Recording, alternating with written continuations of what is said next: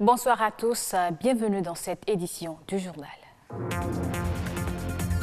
Démocratie et développement, deux thèmes qui reviennent souvent. Ils ont plusieurs points en commun, mais l'un ne peut entraîner l'autre sans l'implication de la jeunesse.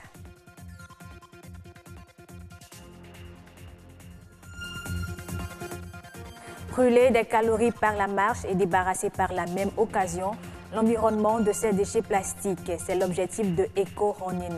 Les acteurs sont descendus dans quelques rues de Cotonou. Vous verrez le résultat.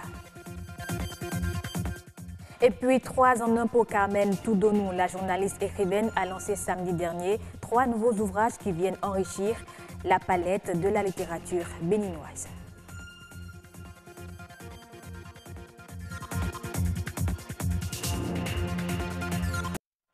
Abraham Lincoln, 16e président des États-Unis, définit la démocratie comme le gouvernement du peuple, par le peuple, pour le peuple. Mais il apparaît aujourd'hui que cette forme de gouvernance ne pourrait conduire au développement sans l'action de la jeunesse. Selon Benito Koukourmoussi, cette jeunesse doit militer pour un rayonnement de la démocratie au Bénin. Je vous propose de l'écouter au micro de Élie Adiran. La démocratie d'abord, c'est un concept très mal connu de la jeunesse. Nous constatons aujourd'hui qu'au Bénin, la majorité des jeunes comme nous d'ailleurs adorent la chose politique, adorent parler de la chose politique. Mais lorsqu'on se plaît à les entendre, à les écouter, nous voyons qu'il y a quand même un léger déphasage entre ce qu'ils conçoivent de la démocratie et leur façon d'agir. Ceci dit, quand on parle de développement, il faudrait dire que le développement en démocratie doit forcément se baser sur cette jeunesse-là qui déjà représente la masse de la population. Donc il est quand même indispensable d'outiller la jeunesse, d'outiller cette puissance que détient notre pays pour pouvoir aller vers le socle, vers le développement que nous escomptons tant dans notre pays. Nous croyons quand même que la jeunesse a l'élan de se lancer dans la chose politique. Et nous, on saurait dire exactement ou avec précision pour le moment que voilà, la jeunesse est totalement outillée. Si la jeunesse était totalement outillée, peut-être Ademo n'existera pas. Et c'est parce que nous avons constaté un léger décalage que nous sommes dit alors là, il faudrait donc permettre à la jeunesse de pouvoir saisir le judiciaire, c'est-à-dire la Cour constitutionnelle, ou bien rentrer en relation avec l'Assemblée nationale. Le groupe Dangote, fondé par le milliardaire Aliko Dangote, a signé un accord de prêt de 650 millions de dollars avec la Banque africaine d'import-export Afreximbank. Le prêt a été obtenu à des conditions généreuses avec une maturité de 7 ans et 5 ans de délai de grâce. Il vient contribuer à des besoins de financement de près de 10 milliards de dollars du projet de raffinerie que le groupe Dangote annonce pour être opérationnel à fin 2019. Du 27 au 29 septembre prochain aura lieu à Ouagadougou, au Burkina Faso, la première édition du Salon international du coton et du textile SICOT. Initié par le gouvernement burkinabé, ce salon vise à stimuler davantage la transformation du coton sur le continent africain. Le salon va réunir les professionnels de toute la chaîne de valeur autour des préoccupations et des opportunités de développement de la filière coton conventionnelle et biologique. Quand Eco Running passe, les déchets plastiques ont du mal à résister. Les initiateurs sont en effet en campagne contre les ennemis numéro 1 de l'environnement. Ils ont sillonné quelques quartiers de Cotonou pour débarrasser la ville de ces matières plastiques. L'initiative émane des éco-citoyens. Reportage Wenceslas Aroimon, Christelle Tongodo. Mener une lutte contre la pollution plastique en faisant du sport. Eco-running, un concept qui participe au désengagement des acteurs de Cotonou, jonchés par les déchets plastiques. Eco-running, comme ça s'entend, éco, donc il y a de l'écologie derrière, et running, c'est courir. Donc nous voulons courir tout en ramassant les déchets plastiques sur nos artères. Je voudrais simplement que les Béninois comprennent le danger qu'est le sachet plastique. Et vivre sain, aussi vivre aussi dans un environnement sain. Donc c'est l'initiative en fait. Et c'est ça qui nous amène à faire ceci. En même temps, on fait du sport, on court, on marche, on ramasse les sachets plastiques dans nos villes. Alors, on ramasse juste les sachets qu'on trouve un peu,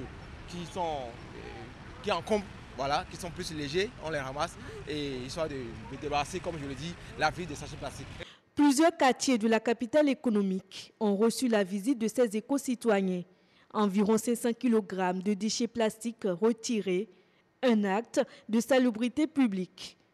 C'est bien de ramasser, mais c'est mieux si on ne salit pas nos villes. Et c'est pour ça que le message que nous voulons envoyer aux gens, c'est de se rendre compte que nous sommes responsables de la propreté de nos villes. L'objectif qu'après, nous allons les remettre à une ONG qui va leur donner une deuxième vie. Donc d'ici là, vous allez voir des seaux, des bassines avec ces sachets plastiques. Donc au moins, ça aurait servi à quelque chose. Dans un type de recyclage, voilà un peu, dans un processus de recyclage, pour toujours continuer à débarrasser complètement le pays des sachets plastiques. Éco-running, c'est 90 minutes de marathon pour un Cotonou sans déchets plastiques. Fonctionnaires et mères de sacerdoce qui ne doivent nullement se repousser ou s'opposer. Pour mener à bien ces deux tâches, certaines mères se voient obligées de confier leurs enfants à un parent, une amie ou encore une domestique. Un geste qui n'est pas souvent sans conséquences sur les enfants. Anthony Alaka, Yasmine Damata. En milieu fond, la femme est appelée Nyonoposi, ce qui signifie femme, épouse de la maison. Une manière de rappeler à la femme son rôle et sa place dans le ménage. Mais force est de constater que de plus en plus, des mères confient leurs enfants à des nourrices afin de vaquer à leurs occupations professionnelles. Ça fait deux rôles à jouer à la fois. Après le travail, on est épuisé, on est fatigué. Donc quand on rentre à la maison, en voulant faire beaucoup de choses à la fois, on n'arrive plus à suivre les enfants comme cela se doit. Moi, personnellement, chez moi, c'est un peu compliqué. D'où on a engagé un répétiteur pour suivre ses enfants avec nous. J'ai pu trouver la manière pour y arriver. Et je ne l'ai pas fait seule, je l'ai fait avec la collaboration de ma famille, je le fais avec la collaboration de mon conjoint. Et donc, pour moi, c'est facile. Et j'aime à dire que quand vous avez un travail qui vous prend assez de temps, la meilleure chose à faire, c'est de ne jamais être en conflit avec votre conjoint. La meilleure chose à faire, c'est de pouvoir l'impliquer dans votre vie, dans votre travail. Les femmes fonctionnaires consacrent plus de temps au travail salarié qu'à leurs enfants. Selon une étude réalisée par la socio-anthropologue Geneviève Dagbeyon-Savi sur les femmes fonctionnaires et l'éducation des enfants à Cotonou, environ 59% des mères fonctionnaires font recours aux domestiques pour garder leurs enfants lorsqu'elles sont au service. 23% par contre optent pour la garderie des enfants et enfin 12% des femmes confient leurs enfants aux grands-parents. Des options qui ne sont pas sans conséquences sur les enfants. Pour Yasmine Lee, elle dit un enfant qui vient au monde, il faut qu'il sente que ses parents l'aiment. Il faut qu'il se sente en sécurité. Il faut qu'il se sente protégé. Il faut qu'il se sente quoi? Un enfant, quelqu'un à qui on est en train de préparer un avenir. Mais vous, les parents, vous n'êtes pas là. Comment il peut se sentir aimé? Comment il peut se sentir protégé? Comment il peut se sentir quelqu'un à qui on prépare l'avenir? Voyez un peu, donc cet aspect lié aux parents existe comme conséquence. Il y a quelque chose fondamentalement qui va le manquer et l'enfant va se sentir délaissé, va se sentir non aimé. Il aura envie même de repartir. Ça, c'est le premier aspect. Le second aspect, c'est que l'enfant que vous laissez doit appartenir à une culture fondamentalement. Et cette culture, c'est vous les parents qui pouvez la transmettre cela. Mais la domestique appartient-elle à votre culture? Connaît-elle vos réalités? Si elle ne connaît pas, vous risquez de créer une certaine acculturation au niveau de votre enfant. Concilier le travail et l'éducation des enfants n'est pas chose aisée, car travailler et éduquer sont en réalité deux fonctions très importantes qui doivent être bien menées pour le bénéfice de la famille.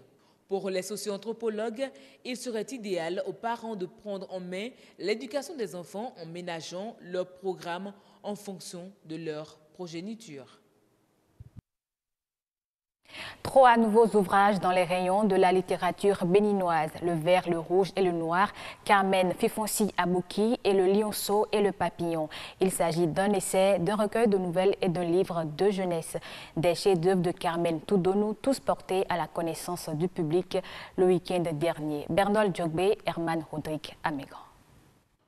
Le Vert, le Rouge et le Noir, un titre évocateur qui fait penser à un grand classique de la littérature française. Le rouge et le noir de Stendhal. J'ai bien aimé le rouge et le noir. Et effectivement, le titre du livre fait un peu référence, c'est en pensant au rouge et le noir que j'ai intitulé le livre Le vert, le rouge et le noir. Mais loin de l'aventure romanesque de l'écrivain français, c'est plutôt un essai que propose Carmen Toudonou. Elle promène sa plume dans l'univers de la Grande Muette pour élucider la sémiologie des grades dans l'armée de terre béninoise. Ils sont nombreux dans cette salle, les hommes en uniforme, et sur leurs épaules, ce petit rectangle brodé de barrettes et de signes. Il y a le vert, le rouge et le noir. Beaucoup de civils n'en savent pas grand-chose. C'est un domaine dans lequel j'ai beaucoup travaillé en tant que journaliste. Et donc, j'ai eu à faire ce travail-là, mais je me suis rendu compte que, justement, mon livre répondait à un besoin. Et d'ailleurs, ce sont les forces armées, les responsables des forces armées qui ont sollicité la transformation de ma thèse en DEA en livre. Donc, il y avait réellement un besoin d'avoir un ouvrage qui fait un peu la typologie des grades dans les forces armées béninoises. Au-delà de la réflexion, Carmen Toudonou porte à l'attention du lectorat un ouvrage de fiction, Carmen Fifonci à Boki, un recueil de 12 nouvelles. A priori, cela pourrait faire penser à une autobiographie, mais il n'en est rien. CFA, comme il est intitulé en abrégé, peint à la manière d'un artiste la vision de l'écrivaine sur le monde, de quoi susciter des envolées poétiques chez le présentateur de l'ouvrage. Je vous recommande CFA, un recueil qui célèbre la vie, un recueil qui sait rester honnête, un recueil qui dépeint nos angoisses communes, un recueil qui présente notre monde tel qu'il est, dans ses attraits, dans ses craintes, dans ses frayeurs et dans ses horreurs, dans ses rêves et dans ses grèves. Je vous recommande CFA. Chacune des 12 nouvelles est un délice, un pur délice. CFA a été payé en CFA, tout comme le Lionceau et le Papillon, le dernier des 3 ouvrages qui s'adresse lui prioritairement aux enfants et adolescents. Je me suis dit également qu'il faudrait que nous donnions à lire à nos enfants des histoires qui leur ressemblent, des histoires de chez eux, écrites par des personnes de chez eux. 3 en 1. En une soirée donc, Carmen Toudonou a lancé 3 ouvrages qui rejoignent sa bibliographie. Du journalisme à l'écriture, le pas est vite franchi. Elle trempe désormais sa plume dans l'encrier pour nourrir l'âme des passionnés du livre et conforter sa place aux côtés des voix nouvelles de la littérature béninoise. Fin de ce journal. Merci de l'avoir suivi et bonne suite des programmes sur BB24, la chaîne du développement.